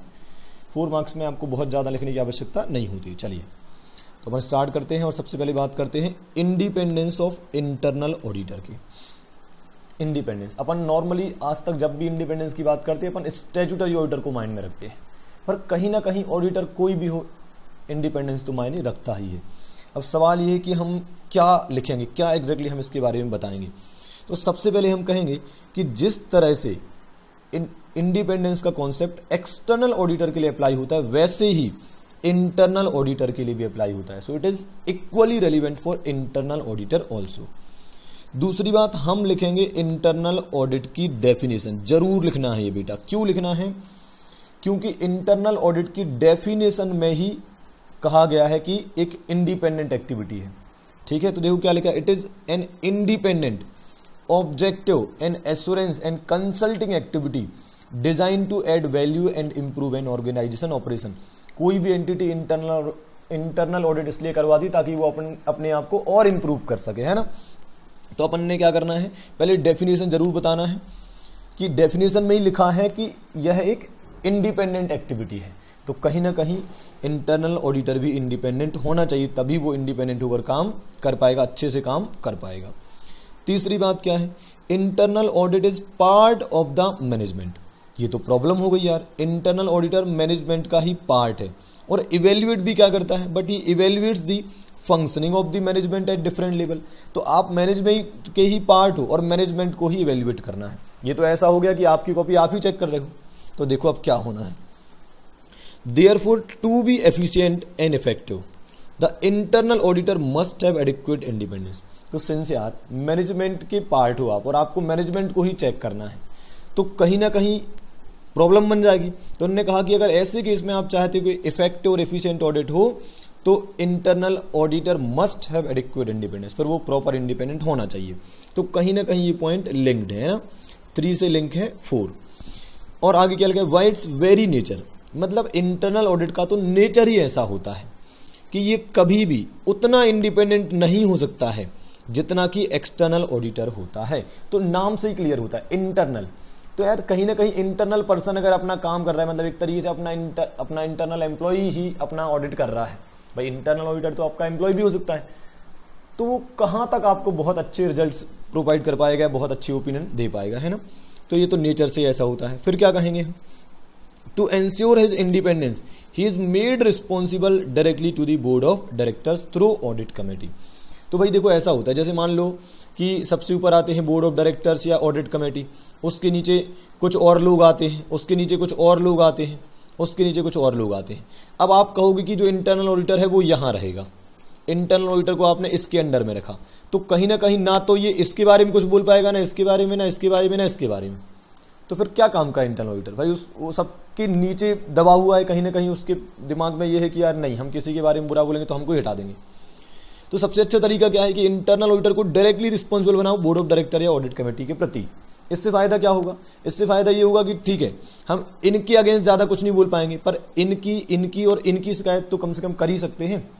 तो भाई अगर आप बड़े लोगों के अंडर में इंटरनल ऑडिटर को रखोगे तो इंटरनल ऑडिटर ढंग से काम कर पाएगा, है ना। तो इसलिए उन्होंने क्या बोला है कि अगर आप चाहते कि इंडिपेंडेंस अच्छा हो, तो जो आपका इंटरनल ऑडिटर है उसको रिस्पॉन्सिबल बनाओ directly to the board of directors through audit committee, है ना। ओके, और आगे बढ़ते हैं अपन। अगला पॉइंट क्या है हमारा, such channel of communication. Such channel of communication मतलब इंटरनल ऑडिटर का डायरेक्ट बोर्ड ऑफ डायरेक्टर्स से कम्युनिकेशन क्या करेगा, provides an independent mode which will increase the audit effectiveness. तो जैसे मैंने अभी बताया था कि अगर डायरेक्ट आप किसके अंडर में आते हो, बोर्ड ऑफ डायरेक्टर या ऑडिट कमेटी के अंडर में आते हो, तो आपका इंडिपेंडेंस का लेवल अच्छा रहेगा और इससे ऑडिट की इफेक्टिवनेस बढ़ जाएगी। तो देखो अपन कौन कौन सी पॉइंट कनेक्ट करेंगे। तीसरे पॉइंट में क्या था कि आप मैनेजमेंट के पार्ट हो और आपको मैनेजमेंट की फंक्शनिंग चेक करनी है, इसलिए अगर आप इफेक्टिव काम करना चाहते हो तो आपका इंडिपेंडेंट होना जरूरी है। और इंडिपेंडेंट होने के लिए जरूरी क्या है कि आप बोर्ड ऑफ डायरेक्टर्स की मतलब प्रति डायरेक्टली रिस्पॉन्सिबल आपको ठहराया जाए। और अगर ऐसा चैनल ऑफ कम्युनिकेशन रहा तो कहीं ना कहीं ऑडिट की इफेक्टिवनेस बढ़ जाएगी। और सबसे बढ़िया तरीका है, अगर आप चाहते हैं कि इंटरनल ऑडिट जबरदस्त हो, तो आप एक आउटसाइडर पर्सन, कोई भी मतलब जो आपकी एंटिटी में काम ना करता हो, बाहर का कोई person, an outsider like a firm of CA if acting as a internal auditor, तो क्या होगा, वो ज्यादा इंडिपेंडेंट होगा आपके एम्प्लॉय से और वो अच्छा ऑडिट कर पाएगा, है ना। तो आप ये सुनकर एक बार पूरा लिख कर देखना आराम से कि आपको पॉइंट याद आ रहे हैं या नहीं आ रहे। मार्क्स लिखने के मिलते हैं, कोशिश करो कि बहुत ज्यादा वही लिख सको जो यहां पर लिखा हुआ है। सब कुछ कंटेंट अपन ने पीएम से उठाया है। खैर चलो आगे बढ़ते हैं। हमारा अगला क्वेश्चन है relationship between statutory auditor and internal auditor. Again बहुत अच्छा क्वेश्चन, सुनने में आसान पर लिखने में थोड़ा सा डिफिकल्ट। तो क्या रिलेशन होता है स्टैट्यूटरी ऑडिटर और इंटरनल ऑडिटर का, तो चलो थोड़ा सा थीम दिमाग में बिठाते हैं। और हम क्या करते हैं, हम देखते हैं कि देखो जो स्टैट्यूटरी ऑडिटर होता है, जो आपका स्टैट्यूटरी ऑडिटर होता है, वो कहीं ना कहीं सब्सटेंटिव प्रोसीजर लगाने के पहले, मतलब बुक्स ऑफ अकाउंट को चेक करने के पहले क्या चेक करता है, इंटरनल कंट्रोल सिस्टम। और आपको बता दूं कि इंटरनल कंट्रोल सिस्टम के 2 पार्ट होते हैं बेटा, एक होता है इंटरनल ऑडिट और दूसरा होता है इंटरनल चेक। इस पर एग्जाम में क्वेश्चन आया हुआ है, फिर से बोल रहा हूं, इंटरनल कंट्रोल सिस्टम के 2 पार्ट होते हैं, इंटरनल ऑडिट और इंटरनल चेक। इन दोनों चीजों को अगर मिला दिया जाए तो क्या बनता है आपका इंटरनल कंट्रोल सिस्टम। और जो अपन मतलब एज एन एक्सटर्नल ऑडिटर या स्टैट्यूटरी ऑडिटर, अपन किताबें चेक करने के पहले चेक क्या करते हैं, इंटरनल कंट्रोल सिस्टम को चेक करते हैं। इसका मतलब कहीं ना कहीं हम इंटरनल चेक भी देखते हैं, चेक करते हैं, और इंटरनल ऑडिट भी चेक करते हैं। ठीक बात है। मतलब कहीं ना कहीं अगर हमें ये चेक करना है तो हमें ये भी चेक करना है, ये भी चेक करना है, क्योंकि इसी के तो दोनों पार्ट है। अब देखना क्यों हमें इंटरनल ऑडिट में क्या चेक करना है, जो आपका एक्सटर्नल ऑडिटर होता है। अच्छा देखना, जो आपका इंटरनल ऑडिट है वो कौन करता है, वो करता है कौन, इंटरनल ऑडिटर। अब हमें एज एन एक्सटर्नल ऑडिटर ये रिपोर्ट में लिखना होता है कि जो इंटरनल ऑडिटर है उसका काम कैसा रहा, कितना इफेक्ट और एफिशिएंट इंटरनल ऑडिटर ने काम करा, ये रिपोर्टिंग आपको करनी होती है अपनी ऑडिट रिपोर्ट में। दूसरी बात, क्या उसका वर्क हम यूज कर सकते हैं, मतलब समझना, क्या इंटरनल ऑडिटर ने जो काम करा है, जैसे उसने फिक्स रेट चेक करी, उसने इन्वेंटरी चेक करी, या कोई भी और काम करा है, तो वो काम हमें भी करना है, तो क्या हम वो काम ना करें और इंटरनल ऑडिटर के वर्क पे ही रिलाय कर लें, ऐसा भी तो हो सकता है। ठीक है, तो क्या हम उसके वर्क का यूज कर सकते हैं, बिकॉज ऑल्दो दोनों के ऑब्जेक्टिव अलग अलग होते हैं। सही बात है भाई, एक्सटर्नल ऑडिटर का ऑब्जेक्टिव क्या है कि भाई ट्रू एंड फेयर व्यू देना है उसको, तो कि मतलब बताना है कि एंटिटी के financial statement true and fair view present कर रहे हैं या नहीं कर रहे हैं। ठीक बात है। और जो इंटरनल ऑडिटर है उसको तो क्या करना है, हर जो इंटरनल कंट्रोल की इफेक्टिवनेस एफिशिएंसी को करके और किसको बताना है, मैनेजमेंट को बताना है। तो दोनों के ऑब्जेक्टिव क्या है, अलग अलग है, but means to achieve their objective are same. मतलब भले ही दोनों के ऑब्जेक्टिव अलग अलग है पर उन ऑब्जेक्टिव को पाने के लिए काम दोनों सेम करते हैं। जैसे कि फिक्स एसेट इंटरनल ऑडिटर भी चेक करता है, एक्सटर्नल ऑडिटर भी चेक करता है, भले ही दोनों के ऑब्जेक्टिव अलग अलग है। इन्वेंट्री इंटरनल ऑडिटर भी चेक करता है, एक्सटर्नल ऑडिटर भी चेक करता है। तो भले ही दोनों के ऑब्जेक्टिव अलग अलग है, लेकिन उनको पाने का जो तरीका है, जो मूड है, वो तो एक ही है कहीं ना कहीं, है ना। तो अब देखो थीम दिमाग में बैठी क्या, कि स्टैट्यूटरी ऑडिटर का रिलेशन हम कैसे जमाएंगे। हम कहेंगे statutory auditor internal control system को चेक करता है, मतलब कहीं ना कहीं इंटरनल ऑडिट को चेक करता है और बताता है कि इंटरनल ऑडिटर ने जो काम करा है वो कैसा रहा, अच्छा रहा या नहीं रहा। फिर क्या उसके काम का हम यूज कर सकते हैं, उसने ढंग से काम करा हो तो हम भी उसका यूज कर लेंगे। क्यों, क्योंकि भले ही हम दोनों के ऑब्जेक्टिव अलग अलग है पर जो काम करने का तरीका है या जो काम हम करते हैं अपने ऑब्जेक्टिव को पाने के लिए वो तो कहीं ना कहीं सेम ही होते हैं ना। अब हम एक बार रीडिंग करके देखते हैं, देखो क्या क्या लिखा है। सबसे पहला पॉइंट क्या है, देखिए सबसे पहला पॉइंट क्या है, the function of an internal auditor is an integral part of internal control system. सही बात है। पहले हम बताएंगे कि internal audit internal control system का पार्ट है, तभी तो हम चेक कर रहे हैं। देखो यही तो दिखाया था, है कि नहीं, है ना ये। ओके, फिर ऑडिट कमेटी और the board shall in consultation with internal auditor formulate scope, functioning, periodicity and methodology for conducting the internal audit। ध्यान रखना जो अब बोलने वाला हूं, इंटरनल ऑडिटर को जब बोर्ड ऑफ डायरेक्टर लोग अपॉइंट करते हैं तो साथ में इंटरनल ऑडिटर के काम का स्कोप क्या होगा, मतलब इंटरनल ऑडिटर को क्या करना, क्या नहीं करना, कौन से तरीके लगाना, सब कुछ कैसे डिसाइड होता है। कुछ नहीं, बोर्ड ऑफ डायरेक्टर और ऑडिट कमेटी के साथ इंटरनल ऑडिटर की मीटिंग होती है। उस मीटिंग में सब कुछ डिसाइड होता है कि कैसे इंटरनल ऑडिट किया जाएगा, कितने कितने समय में किया जाएगा, कम्युनिकेशन कितने कितने समय में होगा, सारी बातें उसमें डिसाइड हो जाती हैं। ठीक है, तीसरा पॉइंट क्या है, हाउ एवर, यहां से सुनना ध्यान से, however it is obligatory, किसकी ऑब्लिगेशन की बात हो रही है, statutory auditor. However it is obligatory for a statutory auditor, क्या, to examine the scope and effectiveness of the work carried out by the internal auditor. मतलब statutory auditor की responsibility है कि वो चेक करके बताए कि इंटरनल ऑडिटर ने जो काम करा है वो कितना इफेक्टिव था या नहीं था। फिर क्या है, do the roles and primary objective of the internal and statutory auditor differ. अपन ने बात की थी, भले ही दोनों के ऑब्जेक्टिव अलग अलग होते हैं पर उनको अचीव करने के जो मीन्स होते हैं वो क्या होते हैं, सिमिलर होते हैं। ओके, और इसी वजह से क्या होता है, thus much of the work of internal auditor may be useful to statutory auditor in determining the nature time extent of his audit procedure. ठीक बात है। तो ये ऐसा समझ लो आप कि जब आप को याद है कि आप पहले कंट्रोल चेक करते हो, उसके बाद सब्सटेंटिव प्रोसीजर लगाते हो। तो जब आप सब्सटेंटिव प्रोसीजर लगाते हो मतलब किताबें कितनी चेक करना, ज्यादा या कम, तो नेचर, टाइमिंग और extent of checking of books काय पर डिपेंड करती है कि इंटरनल कंट्रोल सिस्टम कैसे मिली। और इंटरनल कंट्रोल सिस्टम का ही पार्ट क्या है, इंटरनल ऑडिट। तो मतलब ये जैसा होगा उसके ऊपर डिपेंड करेगा कि nature, time, extent of substantive procedure क्या होगा। ओके, फिर क्या है, डिपेंडिंग अपॉन सच इवेल्युएशन, मतलब हमने चेक करा कि उसने काम कैसे करा। The statutory auditor may be able to adopt less extensive procedure. अगर हमें लगा कि उसने काम बेहतरीन करा है तो हो सकता है हमारा विचार क्या बने कि ठीक है यार, हमें ज्यादा मेहनत करने की जरूरत नहीं है, हम कम भी चेकिंग करेंगे तो भी चल जाएगा, क्योंकि इंटरनल ऑडिटर ने हर चीज अच्छे से चेक कर ली है और कोई गड़बड़ नहीं मिली है। And finally, if the statutory auditor is satisfied that the internal audit has been efficient and effective, अगर मुझे लगता है एज एन स्टैट्यूटरी ऑडिटर मुझे लगता है कि इंटरनल ऑडिटर काम बेहतरीन है, तो he may accept the checking carried out by the internal audit in the area of internal control verification of asset and liability. मतलब अगर एक्सटर्नल ऑडिटर को लगता है कि इंटरनल ऑडिटर ने कोई चीज अच्छे से चेक कर ली है, तो हो सकता है एक्सटर्नल ऑडिटर डिसाइड कर ले कि ठीक है यार वो चीज चेक करने की जरूरत नहीं है, वो तो इंटरनल ऑडिटर ने चेक कर ली है।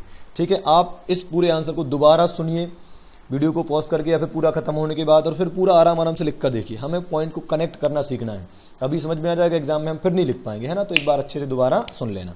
ओके, फिर बढ़ते हैं हम आगे, और हमारा अगला क्वेश्चन है aims of internal control. Internal control की क्या एम है, क्या ऑब्जेक्टिव है in relation to financial and accounting aspect. Simple शब्दों में इंटरनल कंट्रोल के ऑब्जेक्टिव क्या है, ये मैं ऐसे 315 में पढ़ा चुका हूं, ऐसे 315 में पढ़ा चुका हूं, लेकिन फिर भी अपन स्पीड में एक बार इसको देख लेते हैं। 4 ऑब्जेक्टिव है टोटल, 2 ट्रांजेक्शन 2 असेट। याद रखने का तरीका क्या था, 2 ट्रांजेक्शन 2 असेट, ट्रांजेक्शन और ट्रांजेक्शन, असेट और असेट। ठीक बात है, अब एक बार पढ़ के देख लेते हैं। ठीक है, तो सबसे पहले क्या बोलेंगे, पहला ऑब्जेक्टिव क्या है कि सारे ट्रांजेक्शन ऑथोराइज हैं ईदर बाय जनरल ऑथोराइजेशन या फिर स्पेसिफिक ऑथोराइजेशन। मतलब हर ट्रांजेक्शन ऑर्गेनाइजेशन में किसी ना किसी से पूछ कर किया जाता है, ऐसा नहीं कि जिसके मन में जो आया वो कर रहा है। दूसरी बात, सारे ट्रांजेक्शन प्रॉम्प्टली रिकॉर्ड होते हैं, तुरंत रिकॉर्ड होते हैं, करेक्ट अमाउंट के साथ, करेक्ट अकाउंट हेड में और करेक्ट पीरियड में। ठीक है, एज पर एप्लीकेबल एफआरएफ। तो सारे ट्रांजेक्शन ऑथोराइज होते हैं, ऑथोराइजेशन के साथ ही किए जाते हैं, सारे ट्रांजेक्शन तुरंत रिकॉर्ड होते हैं, करेक्ट अमाउंट के साथ, करेक्ट अकाउंट हेड में और ठीक करेक्ट पीरियड में। इसके बाद जो असेट्स हैं एंड रिकॉर्ड्स हैं are safeguarded from unauthorised access. भाई इंटरनल कंट्रोल का ऑब्जेक्टिव है ये करना कि कहीं ना कहीं सारी असेट्स सेफ गार्ड है कि नहीं, कहीं ऐसा तो नहीं कि उनको एम्प्लॉय या कोई अदर पर्सनल यूज में ला रहा है ना। तो इंटरनल कंट्रोल का ऑब्जेक्टिव कि ऐसा ना हो, है ना। फाइनली असेट्स सेफ गार्ड रहे फ्रॉम अनऑथोराइज्ड एक्सेस, और रिकॉर्डेड असेट को कंपेयर करना है एग्जिस्टिंग असेट के साथ। ऐसा तो नहीं रिकॉर्ड में 10 असेट लिखी हो और जबकि एक्चुअल में 8 ही बची हो, 2 कोई और चोरी करके ले गया। तो समय समय पर आपको क्या करना है, जो असेट रिकॉर्ड में लिखी है उनको एग्जिस्टिंग असेट के साथ कंपेयर करना है और अप्रोप्रिएट एक्शन लेना है अगर कोई डिफरेंस मिलता है तो देखो ट्रांजेक्शन के 2 पार्ट हो गए, कौन कौन से, सारे ट्रांजेक्शन ऑथराइज होना चाहिए, दूसरा ऑल ट्रांजेक्शन तुरंत रिकॉर्ड होना चाहिए, correct amount correct accounting period में। सारी asset safeguarded from unauthorised access के लिए हम इंटरनल कंट्रोल लगाते हैं, और रिकॉर्डेड असेट को एग्जिस्टिंग असेट से कंपेयर करना है एट रीजनेबल इंटरवल, और अगर डिफरेंस मिलता है तो कोई मतलब प्रॉपर एक्शन लेना है। ठीक है, ओके। अगला और इस वीडियो का अंतिम क्वेश्चन क्या है, inherent limitation of internal control system. देखो मैं आपको बहुत सारी लिमिटेशन बताऊंगा, याद भी करवा दूंगा। एग्जाम में आपको जरूरी नहीं कि आप पूरी लिखो, ज्यादा से ज्यादा 5 लिखोगे ठीक है, मतलब 5 भी लिखोगे तो भी इनफ है, 4 नंबर से ज्यादा क्वेश्चन आता नहीं, फिर भी अपन एक बार पूरा याद करेंगे, कोई दिक्कत नहीं है ना। तो पहले समझ लेते हैं फिर याद करेंगे, है ना। तो सबसे पहला पॉइंट क्या है, इंटरनल कंट्रोल की लिमिटेशन। जैसे ऑडिट की लिमिटेशन होती है ना, ऐसे इंटरनल कंट्रोल की भी लिमिटेशन कुछ होती है। जैसे कि कितना भी अच्छा इंटरनल कंट्रोल बना लो, हो सकता है कि वो दम ना लगा पाए, वो अपना काम ना कर पाए। उसका काम क्या होता है, prevention detection and correction of fraud and errors, है ना। फ्रॉड ना हो, एरर्स ना हो, ये सब होते हैं मेन ऑब्जेक्टिव है। ओके, चलो देखते हैं। पहला, management consideration that cost of an internal control does not exceed the expected benefit. Management को क्या लगता है कि यार खर्चा ज्यादा ना हो और बेनिफिट अच्छे हो जाए, तो ऐसा कहीं होता है क्या, आप बताइए। अगर आपको कोई चीज से बहुत अच्छा बेनिफिट चाहिए तो फिर उसके लिए उतना खर्चा भी करना पड़ेगा, तो कहीं ना कहीं मैनेजमेंट का कॉस्ट बेनिफिट कंसिडरेशन, है ना। दूसरा, फिर most control do not tend to be directed at unusual transaction. कोई भी ट्रांजेक्शन हो यार, अनयूजुअल चीजों के लिए वो काम नहीं कर सकता है। मतलब कोई भी कैसा भी कंट्रोल आप बना लो, वो केवल नॉर्मल चीजों पर ही काम करता है, एबनॉर्मल या अनयूजुअल चीजों पर काम नहीं करता है। सर ऐसा क्यों होता है भाई साहब, अनयूजुअल या एबनॉर्मल का मतलब ही क्या है, जो चीज आपको पहले से पता नहीं है। अब कंट्रोल तो आप उन चीजों के लिए बनाओगे ना जो चीज आपको पता है, जो सडनली हो जाएगी उसके लिए कंट्रोल कहां से बना लोगे। तो कोई भी इंटरनल कंट्रोल अनयूजुअल ट्रांजेक्शन पर वर्क नहीं कर सकता है। फिर तीसरी बात, सिंस इंटरनल कंट्रोल सिस्टम बना होता है बहुत सारे लोगों से मिलकर, है ना, लाइक उनमें सेग्रीगेशन ऑफ ड्यूटी कर करके अपन इंटरनल कंट्रोल को बनाते हैं। तो अब ह्यूमन इन्वॉल्व है तो यार ह्यूमन एरर तो होगी ना, अपन बोलते हैं ना गलती तो इंसान से ही होती है, जहां ह्यूमन इन्वॉल्व होगा तो ह्यूमन से एरर भी होगी, कोई कंप्यूटर तो है नहीं यार, है ना। ओके, फिर क्या है, the possibility that control may be circumvented through collusion with employees और आउटसाइडर। अब भाई देखो, इंटरनल कंट्रोल लगाने का सबसे अच्छा तरीका क्या होता है, सेग्रीगेशन ऑफ ड्यूटीज। मतलब काम को, किसी भी इंपोर्टेंट काम को एक ही इंसान के हाथ में सौंपने की बजाय क्या कर दो आप, अलग अलग लोगों में डिस्ट्रीब्यूट कर दो, ताकि वो फ्रॉड ना कर सकें। उनको फ्रॉड करना है तो आपस में मिलना ही पड़ेगा। अब पता चला आपने बेहतरीन सिस्टम डिजाइन कर दिया और 4 लोगों में किसी एक काम को बांट दिया, पता चला वो चारों आपस में मिल गए और उन्होंने क्या कर दिया, फ्रॉड कर दिया, है ना। तो इंटरनल कंट्रोल एक तरीके से ब्रेक हो गया। तो it may be circumvented through collusion with employees आपस में मिलकर तोड़ दिया इंटरनल कंट्रोल सिस्टम को। फिर person responsible for exercising control में अब्यूज दैट अथॉरिटी, जिस पर्सन को हमने अधिकार दिया था अगर वो ही गलत यूज करेगा तो फिर क्या करेंगे, उसको तो कोई रोकने वाला भी नहीं है, ठीक है। फिर क्या है, प्रोसीजर्स में become inadequate due to change in condition. जब आपने इंटरनल कंट्रोल सिस्टम बनाया था तब कंडीशन कुछ और थी यार, अभी कंडीशन बदल गई तो वो सिस्टम कैसे काम करेगा। तो ये भी इंटरनल कंट्रोल सिस्टम की एक कमी है कि कंडीशन बदलेगी तो फिर वो काम में नहीं आएगा। फिर मैनिपुलेशन बाय मैनेजमेंट, अब यार कई चीजें मैनेजमेंट के हाथों में होती पूरी तरह से, जैसे कि provision for doubtful debt banana, contingent liability दिखाएं कि प्रोविजन बनाए, असेट का यूजफुल लाइफ क्या, ये सब चीजें तुम्हारे हाथ में है। अब तुम ही इसमें मैनिपुलेशन कर जाओ तो फिर अब क्या करेंगे यार, है ना। तो फिर तो कंट्रोल टूटेंगे। और इनहेरेंट लिमिटेशन ऑफ ऑडिट, यहाँ ऑडिट लिखा है कायदे से, यहाँ पर अगर ये ऐसा लिखते inherent limitation of internal audit लिखते तो ज्यादा अच्छा होता। क्यों, क्योंकि इंटरनल कंट्रोल सिस्टम के 2 पार्ट होते हैं, इंटरनल चेक और इंटरनल ऑडिट। तो अगर इंटरनल ऑडिट में कुछ कमी होगी तो वो कमी ऑटोमेटिकली किसकी बन जाएगी, इंटरनल कंट्रोल सिस्टम की भी वही कमी बन जाएगी। भाई सिंपल सी बात है, अगर इसमें कमी होगी तो वो कमी इसकी भी होगी ना, है ना, इसकी कमी इसकी बन जाएगी, ऐसा, ठीक है।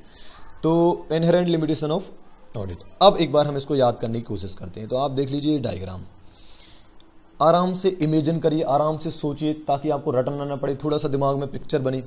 सबसे ऊपर होता है मैनेजमेंट, ठीक है। तो सबसे पहली बात कि मैनेजमेंट का ऐसा सोचना, क्या सोचना, मैनेजमेंट ऐसा सोचता है कि यार काश खर्चा कम हो और बेनिफिट ज्यादा हो। तो अब ऐसा सोचोगे तो यार कभी भी इंटरनल कंट्रोल सिस्टम अच्छा नहीं बन पाएगा। फिर मैनेजमेंट क्या करता है, कुछ लोगों को क्या दे देता है, अथॉरिटी देता है। देखो ये ब्लू कलर से जो आपको दिख रहे हैं, और इनके अंडर में लोग बांट देते हैं और फिर बढ़िया काम चलता है। तो ऐसे में कोई फ्रॉड नहीं होता है। अब पता चला ये जो ब्लू कलर के हैं ये पर्सन रिस्पॉन्सिबल फॉर अथॉरिटी, अगर यही अपने अथॉरिटी का मिसयूज कर जाए तो फिर तो इंटरनल कंट्रोल ब्रेक हो गई यार, ठीक है।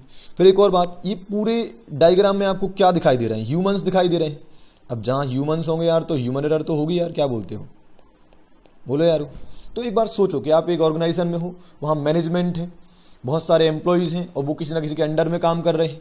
तो कौन कौन, पहली बात तो मैनेजमेंट का ही सोचना ऐसा है कि खर्चा कम हो बेनिफिट ज्यादा हो, इसलिए इंटरनल कंट्रोल सिस्टम बराबर नहीं लग पा रहे।